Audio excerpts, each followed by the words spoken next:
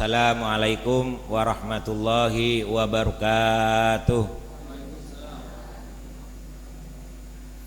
Alhamdulillah, alhamdulillahi ala ni'matil iman, alhamdulillahi ala nikmatil Islam, alhamdulillahi ala nikmatis sihah. Bersyukur kita kepada Allah karena kita masih diberikan iman di dalam hati kita. Alhamdulillah, Allah masih berikan kita kesehatan, Allah berikan kita kemampuan untuk hadir menunaikan salah satu kewajiban kepada Allah Subhanahu wa taala, yaitu salat subuh berjamaah. Allahumma sholli ala sayyidina Muhammad. Allahumma sholli ala sayyidina Muhammad. Allahumma sholli ala sayyidina Muhammad wa ala alihi wa aswajihi wa dhurriyyatihi ajma'in, amma ba'du. Fa ya ahbaballah wa ahbab Rasulillah, usi nafsi wa iyyakum bitaqwallah, faqad fazal muttaqun. Allahumma a'inna ala dzikrika wa syukrika wa husni ibadatik. Ya Allah, di pagi ini kami bermohon kepadamu, kita bermohon kepada Allah Subhanahu wa taala, selalu bimbing kami, tolong kami untuk selalu mengingat Allah Subhanahu wa taala. Allahumma inna ala dzikrika wa syukrika. Ya Allah, mohon bimbing kami agar selalu menjadi hamba-hambamu yang bersyukur di jalan Allah Subhanahu wa taala. Kemudian ya Allah, mohon bimbing kami, Allahumma inna ala dzikrika wa syukrika wa husni ibadatik, agar kami bisa menjadi hamba-hambamu yang baik sebagaimana engkau kehendaki. Amin Allahumma amin. Sekali lagi mari kita luruskan niat bahwa ngaji kita adalah dalam rangka taqarrub kita kepada Allah Subhanahu wa taala, dalam rangka kita mendekat kepada Allah Subhanahu wa taala, bukan untuk kita lebih baik daripada yang lain, bukan untuk kita merasa hebat daripada yang lain. Ingat wahai saudari-saudaraku, kita semua ini adalah hamba-hamba pendosa di hadapan Allah Subhanahu wa taala. Tiap detik kita berbuat dosa, tiap detik kita berbuat salah, tiap detik kita berbuat maksiat. Tapi jangan pernah khawatir wahai saudara-saudariku, setiap saat kita berbuat salah, setiap saat pula Allah menyiapkan ampunan bagi kita. Setiap detik kita berbuat maksiat, tapi jangan pernah khawatir, setiap detik pula Allah menyiapkan ampunan kepada kita. Setiap saat kita berbuat maksiat, setiap saat pula Allah dengan Maha Rahman dan Rahimnya siap memberikan ampunan kepada kita. Hadirin yang dirahmati Allah Subhanahu wa taala, luruskan niat ya. Luruskan niat. Kita sejatinya kita ini masuk masjid adalah bukan orang-orang yang suci. Kita masuk masjid ini bukan orang-orang yang baik, tapi kita berusaha untuk menjadi lebih baik daripada yang kita lakukan hari demi hari. Karena sadar atau tidak sadar, ingat ataupun lupa, waktu kita insya Allah lebih pendek daripada yang sudah kita jalani. Sepakat? Saya umur 46 tahun.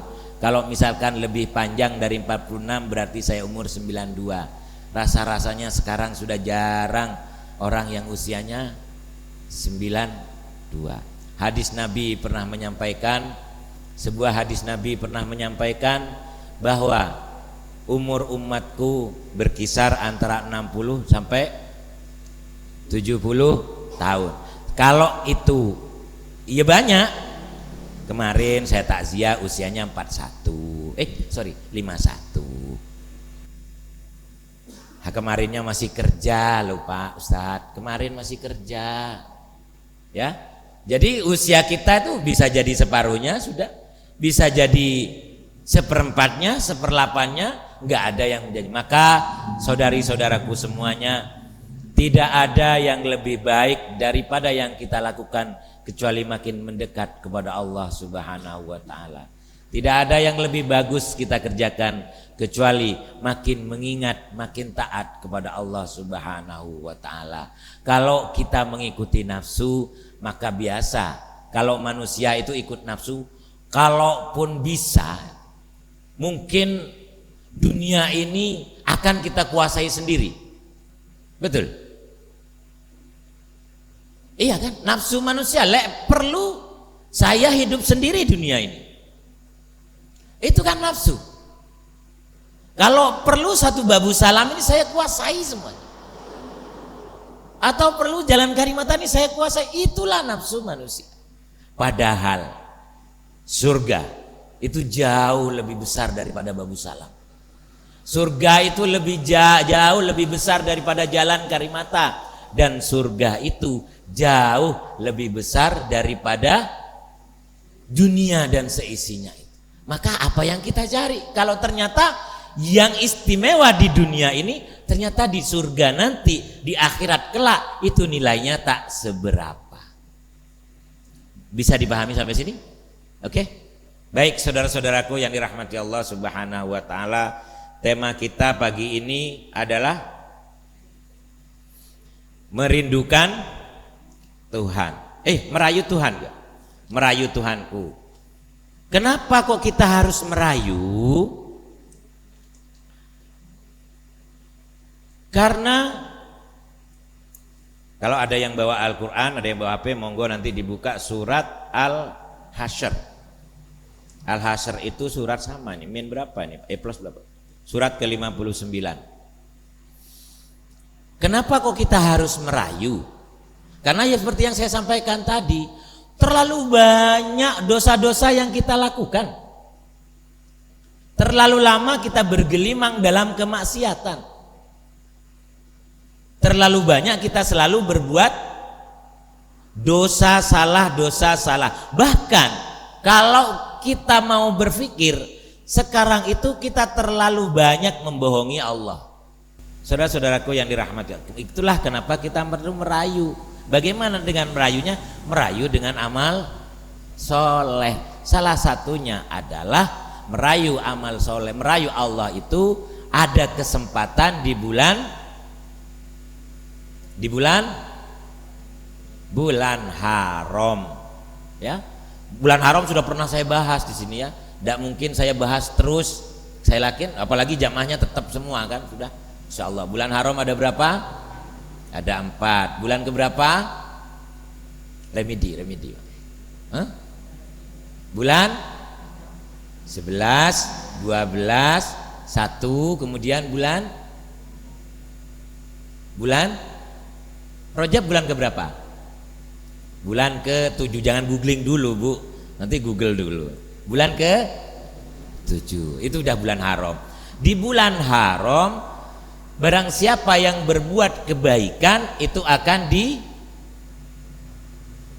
ditingkatkan, dilipat gandakan kebaikannya. Begitu juga kita kalau kita melakukan keburukan juga itu dosanya dilipat gandakan. Maka hati-hati. Kenapa kok di bulan Rajab itu termasuk di bulan haram? Orang-orang Nasrani, orang-orang Yahudi saja menghormati bulan haram. Lo kita yang orang Islam sendiri nggak pernah memanfaatkan bulan haram. Oke.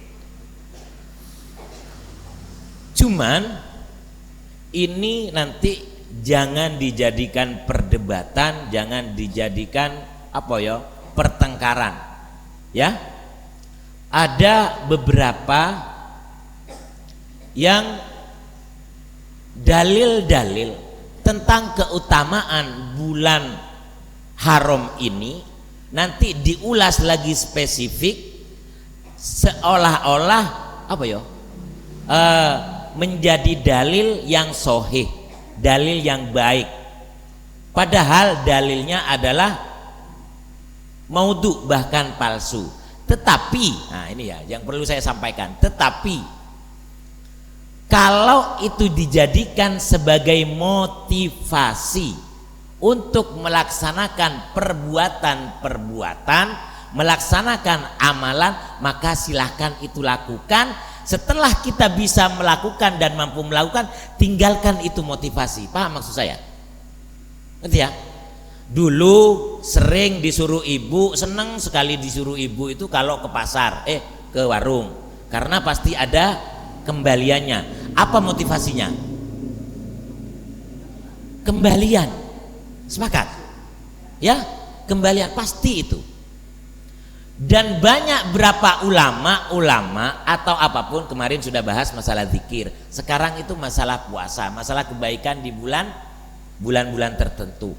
Tapi nilai pahalanya itu jauh berlipat ganda, seolah-olah tidak masuk di akal.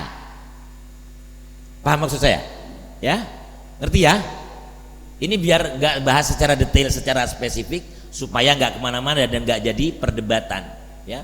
Karena saya malas berdebat. Oke?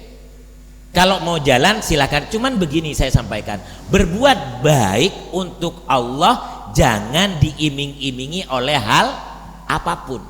Kalau pertama kan kita nyalu, Zahro beliin kopi di warung, nanti enek susu itu ya.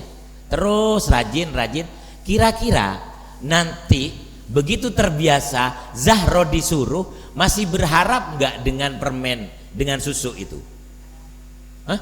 Kalau sudah lama Bu, masih tetap berharap susunya? Dikasih uang 1.000, dikasih uang 5.000, beli garamnya 2.500, 2.500-nya buat Zahro, beli lagi, termotivasi kan? Lama kelamaan uang 2.500 ini tetap jadi motivasi atau enggak? Hah? Ada yang terbiasa jadi motivasi sehingga terbalik, aku Bu, gak dikongkon nang warung meneh, karena berharap. Nah, ke anak-anak ya. Tapi kalau kita dewasa maka jangan lagi berharap apa ya, susunya. Ya, motivasinya itu Pak ya. Itu ya yang saya karena sering saya sampaikan di sini, jangan buat Allah cemburu dengan motivasi itu gini. Kalau semua kebaikan itu kita lakukan tujuannya hanya pahala, tujuannya hanya mendapatkan sesuatu, imbang enggak dengan segala nikmat yang Allah berikan kepada kita? Enggak imbang. Kemarin saya hitung-hitungan masalah oksigen, betul? Oksigen itu sehari berapa? Kemarin yang pernah kena COVID, siapa yang pernah nganu oksigen itu? Hah? Berapa? 2.400.000 ya kalau satu hari. Padahal kita satu hari butuh segitu ya. Padahal Allah nggak pernah minta 2.400.000, betul? Tapi Allah terus kasih, meskipun kita terus buat maksiat. Pulang subuhan di jalan ngerasani orang, Allah tetap kasih. Apa di stop nafasnya? Tetap dikasih. Maka jamaah subuh, kajian subuh gembira Babu Salam ini, apalagi jangan berhitung soal wis, ingat dalil Allah, fajaza'u sayyi'atin sayyi'atun misluha, fajaza'u hasanatin. Setiap kebaikan Allah pasti nilai. Orang yang di dalam diri saja, kita punya niat saja sudah dicatat sebagai sebuah kebaikan. Misalkan tadi malam aku niat puasa Rojab, loh aku ternyata besok kajian subuh. Kalau misalkan saya disodorin makan, kemudian saya nggak makan, gimana yang memasak? Kan berpikir, baru niat saja Pak, sudah. Kayak pernah cerita kan saya soal niat, baru niat saja sudah dicatat. Niat puasa sudah dicatat. Niat menghargai orang yang ini, Pak Ari ini buatin, nggak minum. Apa pas sepurane Pak, saya puasa. Jadi di dalam hati kita itu, apalagi urusan dengan sunnah, apalagi kita bisa-bisa menjaga diri